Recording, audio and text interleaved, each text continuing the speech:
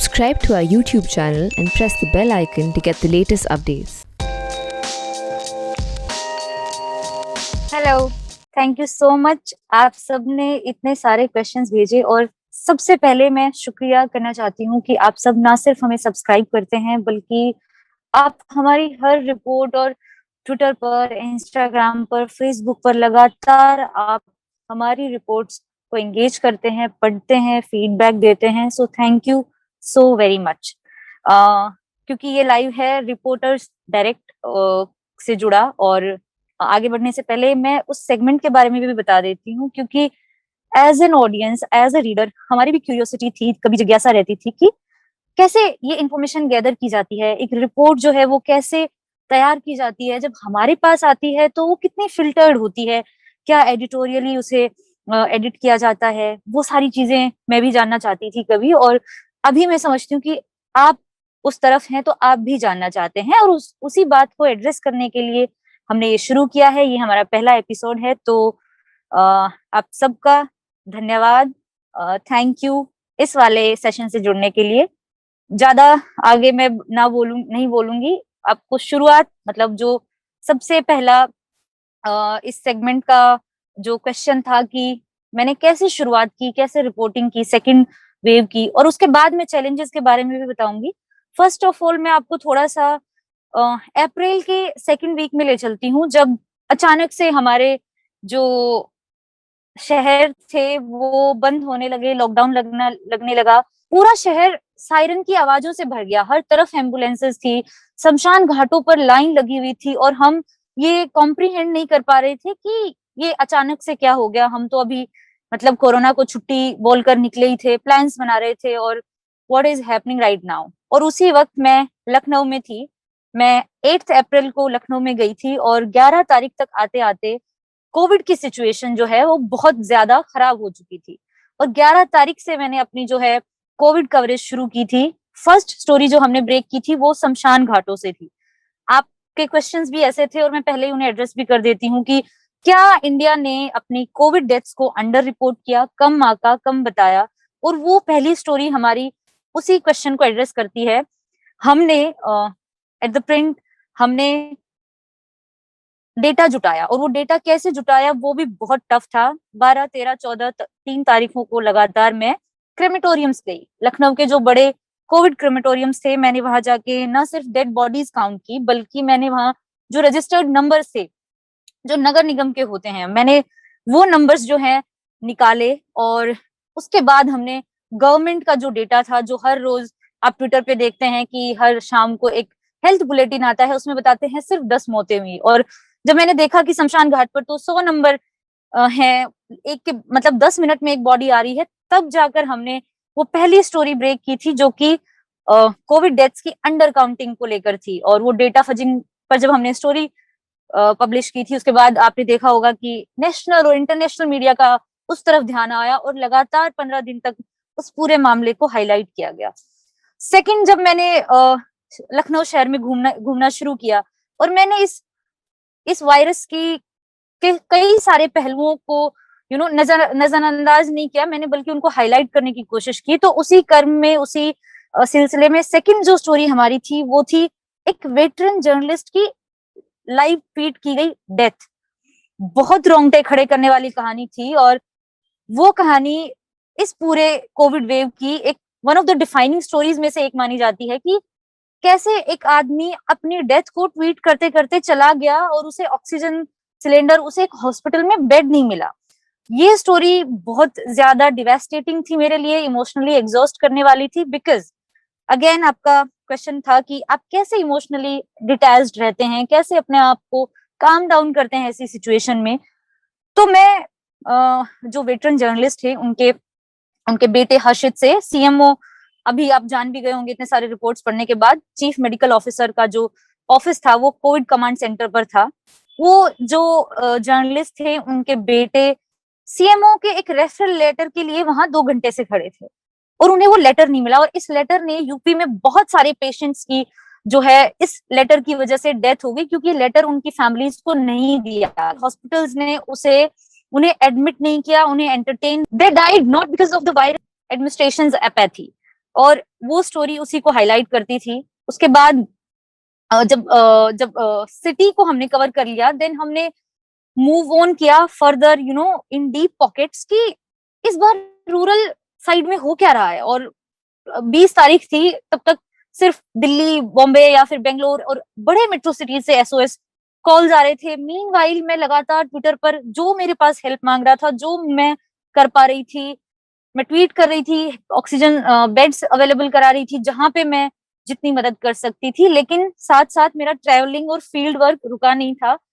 आप यकीन नहीं करेंगे, लेकिन ऐसा था कि मैं एक इमरजेंसी वार्ड के भीतर खड़ी होकर भी ट्वीट कर रही थी लगातार कि प्लीज हेल्प, इनकी मदद करा दीजिए। और मीनवाइल मेरे सामने एक रूरल डिस्ट्रिक्ट में कोई पेशेंट मर भी रहा था बिकॉज वहां ऑक्सीजन ही नहीं थी। एंड आप इमेजिन करिए कि how helpless one feels at times like this. और ऐसा भी हुआ।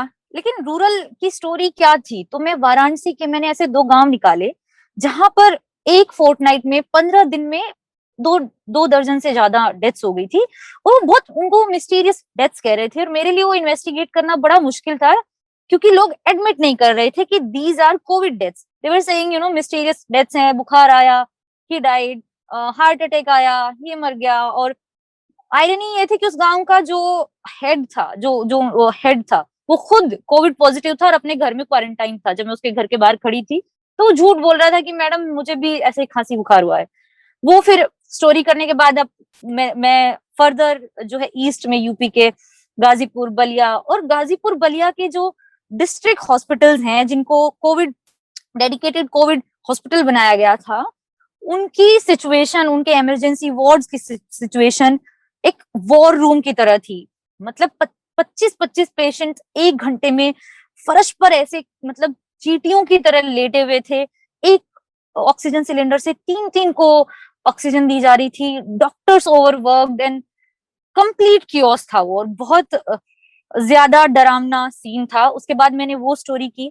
फिर मैंने, क्योंकि यूपी में आपने देखा होगा कि पंचायत पोल्स हुए थे, और पंचायत पोल्स में टीचर्स को जो है डिप्यूट किया गया था, और उन टीचर्स की, बहुत सारे टीचर्स की डेथ हो गई। टीचर्स एसोसिएशन के पास बहुत सारे डेटाज हैं। हमारी गवर्नमेंट जो है वो यूपी की जो गवर्नमेंट है उसके पास अपना अलग आंकड़ा है। लेकिन रियलिटी में तो मुझे कोई ह्यूमन फेस चाहिए था so that I could tell their story कि आखिरकार हुआ क्या। एंड फाइनली जौनपुर की जो 8 महीने की जो गर्भवती, जो 8 मंथ्स प्रेग्नेंट महिला थी, कल्याणी अग्रहरी, उसकी कहानी ने मुझे इतना मूव किया कि मुझे लगा कि this needs to be reported और अर्जेंटली रिपोर्ट करना है। और मैंने वो स्टोरी पूरी, बहुत डिफिकल्ट था, मैंने अपने ट्विटर पर भी लिखा था उसे शेयर करते हुए कि this story give me sleepless nights, I could not sleep, I could not write a word. मैंने उसे 2 दिन तक डिले किया, अर्जेंट स्टोरी को भी 2 दिन तक डिले किया, क्योंकि मैं लिख ही नहीं पाई। कि मैं एक डिलेमा में रही कि क्या मैं जस्टिस कर पाऊंगी जो उसका ग्रीफ, उसके हस्बैंड का जो एक अनबॉर्न चाइल्ड और अपना एक लाइफ पार्टनर उसने हमेशा के लिए खो दिया, एक ऐसे पंचायत पोल में जिसको जिसको टाला जा सकता था, या जिसको उस महिला को नहीं भेजा जा सकता था। बहुत ही मेरे लिए बहुत पर्सनल लेवल पर ये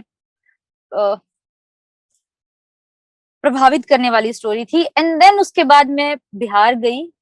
अब आप ये भी जानना चाहेंगे कि being a reporter, being a solo reporter, जब आप अकेले ट्रेवल कर रहे हैं, पेंडेमिक है, लॉकडाउन लगा है, तो उसमें हम खाने का और रहने का कैसे इंतजाम करते होंगे, कितना डिफिकल्ट होता होगा कि कंटिन्यूअसली आप 12-12 घंटे सड़क पर ट्रेवल कर रहे हैं। व्हाट अबाउट आर वेलनेस, हम डिहाइड्रेटेड होते हैं कि नहीं, डबल मास्क लगाकर फेस शील्ड घंटों लगाए रखने के बाद हमारा क्या हाल होता होगा एज अ रिपोर्टर। सो बहुत प्रॉब्लम थी। इनफैक्ट मैंने अपनी पूरी इस 50 दिन की जो अभी तो 60 दिन की हो गई है ये जर्नी, ये 60 दिन के असाइनमेंट में मैंने बहुत सारे शॉर्ट ब्रेक्स लिए हैं because I kept falling sick because of dehydration. मैं ये रिस्क ही नहीं ले सकती थी कि मैं बाहर खड़ी होकर ऐसी जगह पानी पी लूं, क्योंकि कई सारी थियरीज थी, एयरबॉर्न है, टच करने से फैल रहा है। तो मैंने डिसाइड किया कि मैं सबसे पहले खुद को बचाऊंगी। मैं रिपोर्ट तभी कर सकती हूँ जब मैं अपने आप को सेफ रख सकूं, इस वायरस से बचा सकूं। और एक लाइन मुझे अभी भी याद है जो मुझे बलिया के सीएमओ ने बोली थी, और उन्होंने कहा था कि आप रिपोर्ट करने दिल्ली से आ गए हैं, बट जब आप फील्ड में हो तो treat each and every person as covid positive. Even मेरे ऑफिस के 5 लोग जो हैं, अगर मैं इनका भी टेस्ट कराऊंगा, ये भी कोविड पॉजिटिव आ जाएंगे। और वो इतनी डरावनी और चेतावनी देने वाली लाइन थी कि मुझे पता था कि हॉस्पिटल की लाइन में जो टेस्टिंग में आ रहे हैं वो हो सकता है 80% उसमें से कोविड पॉजिटिव हो। शमशान घाट में जो फैमिलीज आ रही हैं उनमें से 5-5 मेंबर्स की जो फैमिली एक साथ खड़ी है, हो सकता है 4 लोग उसमें से हों, और वो सब आपसे बात करना चाहते हैं, सब अपना ग्रीफ शेयर करना चाहते हैं। वो चाहते हैं कि हम रिपोर्ट करें, और उस दौरान उस वायरस से जो चारों तरफ से अटैक कर रहा है, खुद को बचाना सबसे बड़ा चैलेंज था। खाने पीने रहने से भी बड़ा चैलेंज था इस वायरस से खुद को बचाना, क्योंकि ये यंग चाइल्ड या किसी को भी स्पेयर नहीं करता ये वायरस। और थैंकफुली मैं अभी तक सेफ हूँ, ऐसी कोई दिक्कत मुझे आई नहीं। बीच बीच में टेस्ट भी कराती रही, मेरे ड्राइवर का भी टेस्ट मैं कराती रही since he is travelling with me. और इस दौरान 4 ड्राइवर्स मेरे बदले। 4 इसलिए बदलने पड़े क्योंकि इनकी फैमिलीज भी हैं, they are also worried about their own health, और इनको लगता है कि अगर मैं इतनी बार हॉस्पिटल जा रही हूँ तो इवेंचुअली वो वायरस इन तक पहुंच जाएगा। और ये कंप्लीटली समझने वाली बात है कि आप डरते हैं, आप अपने परिवार के लिए डरते हैं, आप अपने लाइवलीहुड के लिए डरते हैं। तो फिर जब ड्राइवर्स ने बहाने बनाने शुरू किए तो मैंने उनको एक के बाद एक जाने दिया, फिर दूसरा आता, फिर तीसरा, फिर चौथा, फिर अभी इस तरह से काम कर रही हूँ। उसके बाद 25 दिन हो चुके थे मुझे, और मैं फिर बिहार आ गई थी, क्योंकि बिहार की स्टोरी अलग थी। जो यूपी में आपने देखा, जो डिवास्टेशन देखा, यूपी के हॉस्पिटल्स में जो लाइन देखी, ऑक्सीजन के लिए जो मारामारी देखी, बिहार में एक अलग पिक्चर थी। बिहार की अपनी अलग कहानी थी सेकंड कोविड वेव की, और वो कैप्चर करना भी डिफिकल्ट था, क्योंकि अब तक एडमिनिस्ट्रेशन थोड़ा सा इंटिमिडेटिंग और होस्टाइल हो चुका था। उनको पता था कि डेटा कहाँ से लीक होता है, कहाँ से नगर निगम के डेटा से ये लोग डेथ्स का आंकड़ा निकाल लेंगे। तो सब जगह थोड़ा सा उन्होंने स्ट्रिक्ट निर्देश दे दिए। और फिर ये भी रहा कि अगर आप चीफ सेक्रेटरी को फोन कर रहे हैं या आप हेल्थ सेक्रेटरी को कर रहे हैं, they would not pick your call, they will not give you a coat.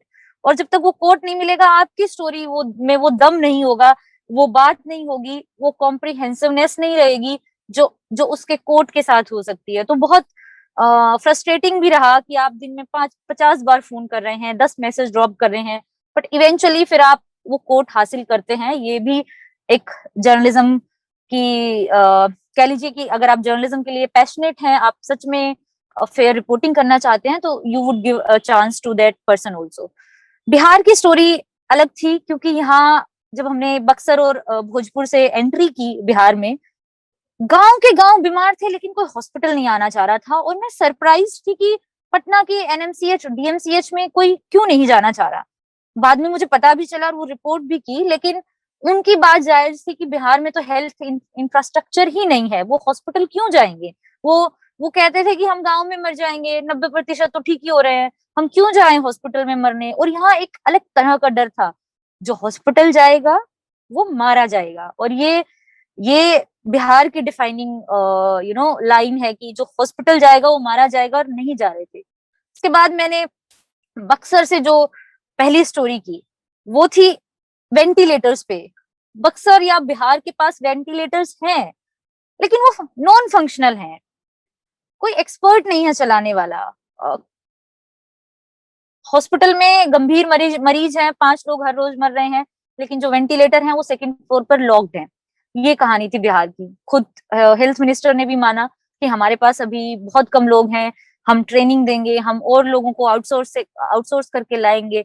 But ये बहुत ही सैड और एक रियलिटी चेक था कि हाँ, पिछले वेव में हमने वेंटिलेटर्स तो इकट्ठे कर लिए, लेकिन हमने उनको चलाने के लिए जो मैन पावर चाहिए वो क्यों नहीं इकट्ठी की। और उसके पीछे भी कई सारे कारण हैं, वो लेटर आप एक्सप्लोर कर सकते हैं, आप खुद गूगल पर ढूंढ कर पढ़ सकते हैं कि बिहार में डॉक्टर्स काम क्यों करना नहीं चाहते, वार्ड बॉयज क्यों भागते हैं, वगैरह वगैरह।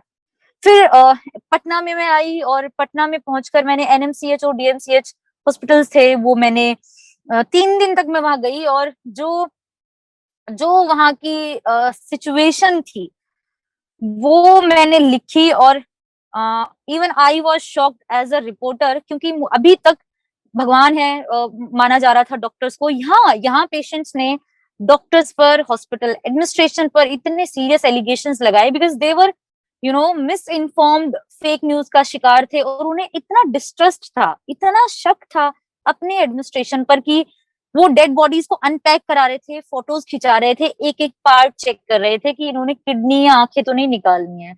मैं बहुत मेरे लिए बहुत शॉकिंग था, और वो मैंने रिपोर्ट भी किया। ये कहानी थी उस गरीब आदमी के सरकार और प्रशासन में विश्वास खत्म हो जाने की, और जो बहुत सालों से खत्म हो चुका है। पटना के बाद फिर फर्दर मैं अररिया के कोविड ऑर्फेंस के लिए गई। कोविड ऑर्फेंस के लिए वो 9 घंटे की जर्नी थी। फाइनली मैं वहां पहुंची, वहां देखा कि गांव में कितना बड़ा स्टिग्मा बन चुका है। लोग लोग किसी को ग्रीफ में एक एक आदमी आकर सांत्वना देने वाला नहीं है, कंधे पर हाथ रखने वाला नहीं है। और वो तो छोटे बच्चे थे, दोनों मम्मी पापा मर गए। अब वो स्टोरी पावर्टी की है, बकरियां बेची, गाय बेची, और उन्होंने आखिर में पैसे के अभाव में अपनी माँ को वो घर ले आए, और इस वजह से उनकी माँ कोविड का शिकार हो गई, वो मर गई। और बहुत ही हार्ट ब्रेकिंग स्टोरी थी। फाइनली गवर्नमेंट ऑफ इंडिया ने अब जाके कई सारे कहा है कि उनकी शिक्षा का खर्च उठाएंगे। Union ministry of women and child ने कहा है कि इनका डेटा इकट्ठा करो। सुप्रीम कोर्ट तक बात पहुंची है, एंड आई बिलीव कि उस छोटी सी खबर का छोटा सा तो इम्पैक्ट इस पूरे मामले में रहा होगा। फिर उसके बाद मैंने पूर्णिया के एक डिस्ट्रिक्ट मजिस्ट्रेट की कहानी निकाली, क्योंकि जब स्टेट्स आपस में लड़ रहे थे, ऑक्सीजन की मारामारी थी, 80-80 पेशेंट्स की लाइफ स्टेक पर थी दिल्ली में, और हाई कोर्ट्स को इंटरवीन करना पड़ रहा था कि ऑक्सीजन दीजिए। मतलब वो इतनी बड़ी त्रासदी में इस तरह का व्यवहार हो रहा था आपस में सरकारों का। ऐसे में बिहार का एक जिला अपने 250 पेशेंट्स को बचा लेता है सिर्फ इसलिए क्योंकि वहां के डिस्ट्रिक्ट मजिस्ट्रेट ने सूझबूझ समझदारी दिखाई। उन्होंने अपने पड़ोसी जो डिस्ट्रिक्ट थे उनकी मदद से उस क्राइसिस से जो है ओवरकम किया। और वो बिहार की वो भी डिफाइनिंग स्टोरी है। मैं कहूंगी कि मोतिहारी की बात हो, चाहे फिर बेगूसराय की बात हो, चाहे फिर दरभंगा की बात हो, ऑक्सीजन क्राइसिस बिहार में नहीं आए। और वो एक बहुत सारे लोग कह रहे थे कि पॉजिटिव स्टोरी दिखाइए, पॉजिटिव स्टोरी दिखाइए, कहीं तो किसी ने अच्छा काम किया होगा। और ये मेरे ख्याल से एक वो अच्छे काम का छोटा सा एग्जाम्पल रहा।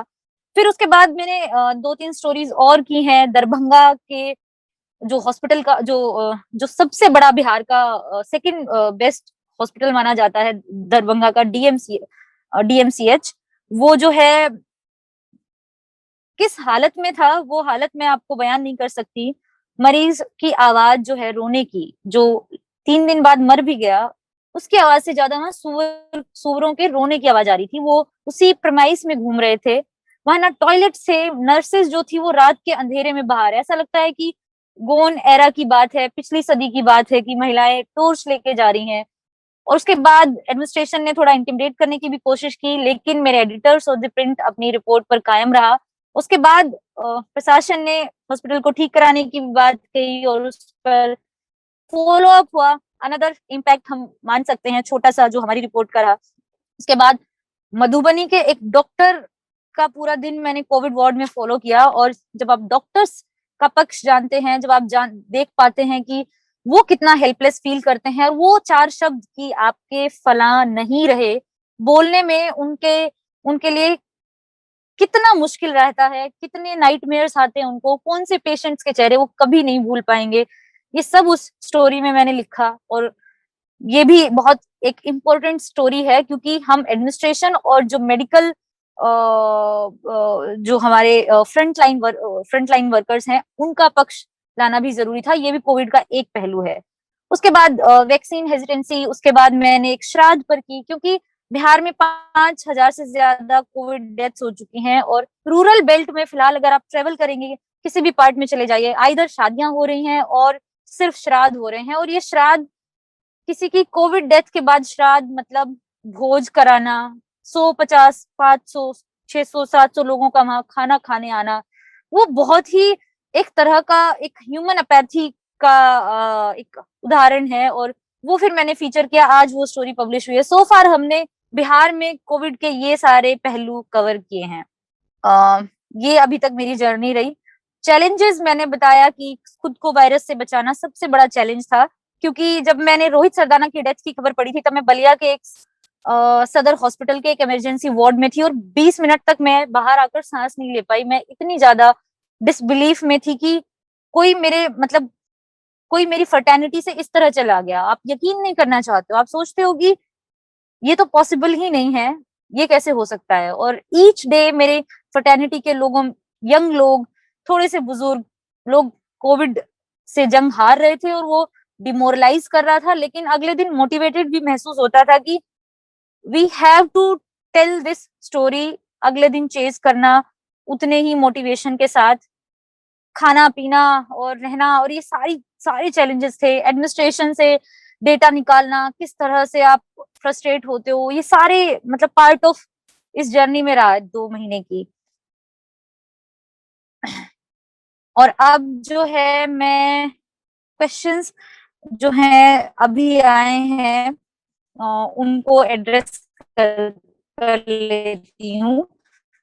सो अनंत कृष्णन ने भेजा है सवाल, और उनका क्वेश्चन है कि आपने ये जो इश्यूज आपने रिपोर्ट किए, whether you brought these action. तो बहुत सारी स्टोरीज डिस्ट्रिक्ट एडमिनिस्ट्रेशन ने कॉग्निजेंस लिया। उन्होंने जैसे डीएमसीएच जो हॉस्पिटल था उसको ठीक कराने की बात कही, या फिर बहुत सारे जो डीएम्स थे उन्होंने रिपोर्ट्स का कॉग्निजेंस लेकर उन खामियों को पूरा करने की कोशिश की। कई बार एडमिनिस्ट्रेशन ने इंटिमिडेट करने की भी कोशिश की। It depends on the district magistrate कि वो किस तरह से कोविड की खबरों को ले रहा है, या उसे लग रहा है कि उसके जिले को लेकर किस तरह से रिपोर्टिंग हो रही है। तो डिपेंड क्वेश्चन था तीर्थंकर का, और उनके अलावा एक और सवाल था, उन्होंने भी यही पूछा था कि आप इस सिचुएशन में कैसे अपने आप को काम डाउन रखते हैं जब आप इतने दिल दुखाने वाली कहानियों को चेज कर रहे होते हैं और उनके बीच खड़े होते हैं। तो मैं ये बिल्कुल नहीं कहूंगी कि I am completely detached from my reports. I am an emotional person, और इस रिपोर्टिंग असाइनमेंट का जो भी 25-30 बायलाइंस है, each byline gave me, it forced me to think about the grief of helplessness, वो जो फीलिंग है अबेंडनमेंट की जो सबको महसूस हो रही थी, वो मुझे भी हुई। हर बायलाइन, हर स्टोरी, मुझे लग रहा था कि मैं भी तो हो सकती थी यहाँ पर। अगर मैं किसी विक्टिम से मिल रही थी, कोविड के विक्टिम से, किसी के फादर जो नहीं रहे, तो मुझे लगता था कि मेरे फादर भी हो सकते थे, या मैं यहाँ हो सकती थी। और मैं डिटैच्ड नहीं थी, मैं पूरी तरह अटैच्ड होकर, और लेकिन इसके साथ साथ फेयर रिपोर्टिंग भी करनी थी। इसलिए एडमिनिस्ट्रेशन का पक्ष, सही फिगर्स, सही डेटा उसमें लगाना बहुत जरूरी था। But without a human face in stories का जो इम्पैक्ट अब है वो नहीं होता। और ह्यूमन फेस ढूंढने के लिए you need empathy, not apathy. तो बहुत प्रभावित किया है मुझे तो इन सारी रिपोर्ट्स ने। एक क्वेश्चन भेजा है तीर्थंकर का, ये कि how do you pick your stories, who decides the stories. Editors decide करते हैं कि हम करते हैं? When we are on the ground हम स्टोरीज डिसाइड करते हैं। कौन सी कहानी कितनी मूविंग है वो हमें पता है, तो हम उसे चुनते हैं। और कई बार वो कहानी भी आपको चुनती है। जैसे लखनऊ के वेटरन जर्नलिस्ट की कहानी ने मुझे चुना। हो सकता है मैं वहां पर थी उस वक्त और उनके बेटे ने मुझसे हेल्प मांगी, और हेल्प मांगने के चक्कर में मैं उस स्टोरी में इन्वॉल्व हो गई, मदद भी कराई और बाद में वो फॉलो भी की। तो ये दोनों ही होता है। बाद में एडिटर्स का पूरा सपोर्ट होता है, वो हमारी स्टोरीज में बिलीव करते हैं, वो हमारे आइडियाज में बिलीव करते हैं। और जो आपके सामने पब्लिश होकर आती है, it's a collective work of reporter, desk and our editors.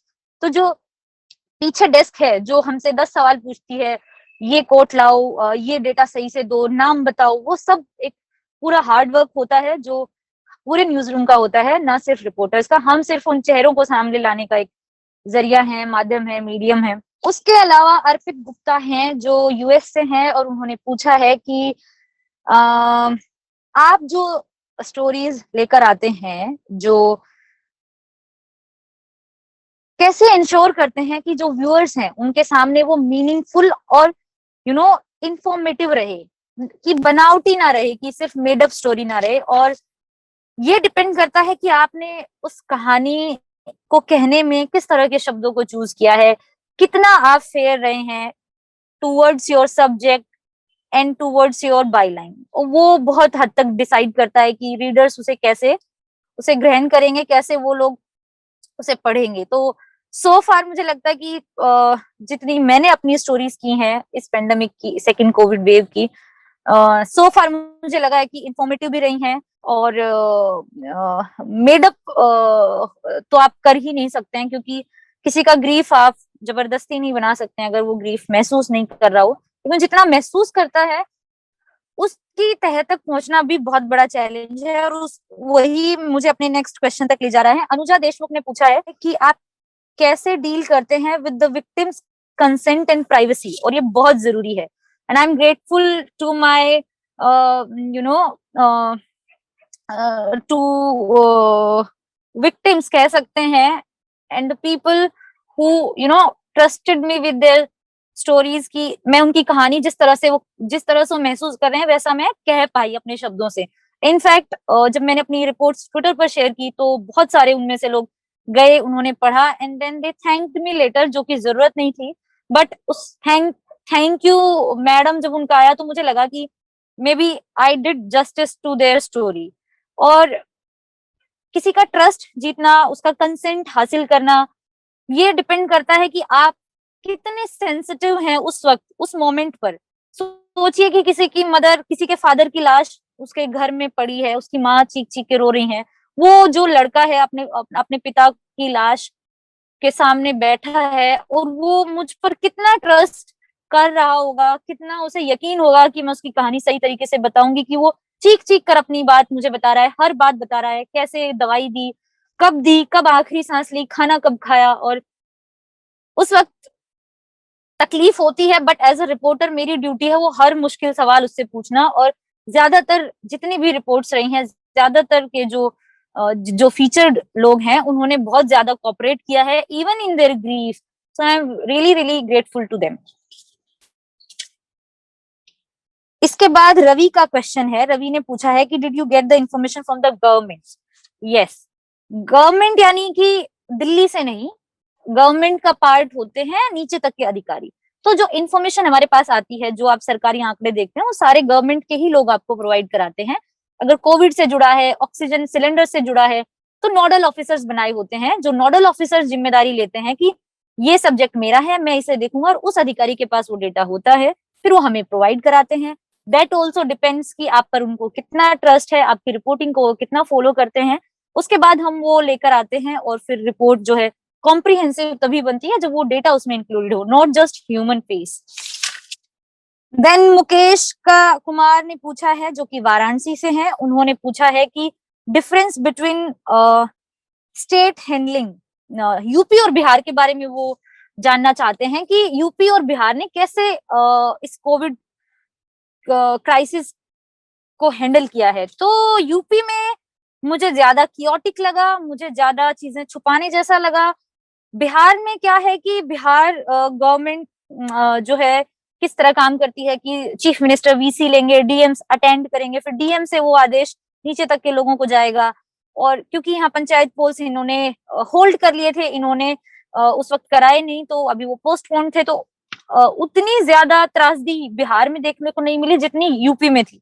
UP में होम आइसोलेशन के केसेस को लेकर बहुत परेशानियां थी। तो मैं ये नहीं कहूंगी कि इन्होंने ज्यादा बेटर किया, बट दोनों गवर्नमेंट्स ने डिफरेंटली रिएक्ट किया। और ये आई थिंक आने वाले समय में हम बेहतर तरीके से बता पाएंगे, because right now it is too early to say that Bihar did well और यूपी ने तो खराब कर दिया, ऐसा तो मैं नहीं कह सकती हूँ। हम थोड़ा सा इंतजार करते हैं। फिर वासुदेव श्रीनिवासन, जो कि वडोदरा से हैं, उन्होंने पूछा है कि कितने लोग हैं, क्या क्या डिवाइसेस यूज करते हैं, आप रिपोर्टिंग का जो बिहाइंड द सीन जानना चाहते हैं। और मैं आपको बताती हूँ, फिलहाल मेरे साथ एक ड्राइवर होते हैं और मैं होती हूँ। मेरे पास मेरा फोन है जिससे मैं सारी फोटोज क्लिक करती हूँ। जो 5-6 फोटोज आप मेरी टेक्स्ट रिपोर्ट में पढ़ते हैं वो सारी मैं खींचती हूँ। और ज्यादा कोई डिवाइस हमारे पास है नहीं, एक ही डिवाइस है, वो है हमारी राइटिंग, हमारा पेन, जो कि उसी के जरिए हम अपनी पूरी कहानी कहते हैं और आप उससे कनेक्ट कर पाते हैं, उसके लिए बहुत बहुत शुक्रिया। सो फार मैंने सारे क्वेश्चंस कवर कर लिए हैं। Thank you so so much. आप सब लोगों ने इतना इंथुसियाज्म दिखाया, इतना आप लोग हमसे कनेक्टेड हैं और हमें सब्सक्राइब किया है आपने। आने वाले सेशंस भी इतने ही इंसाइटफुल होंगे आई एम श्योर। और ये वाला जो सेशन है, आपके बहुत सारे मैंने सवालों के जवाब देने की कोशिश की है। आई होप ये फ्रूटफुल रहा होगा। Thank you so much.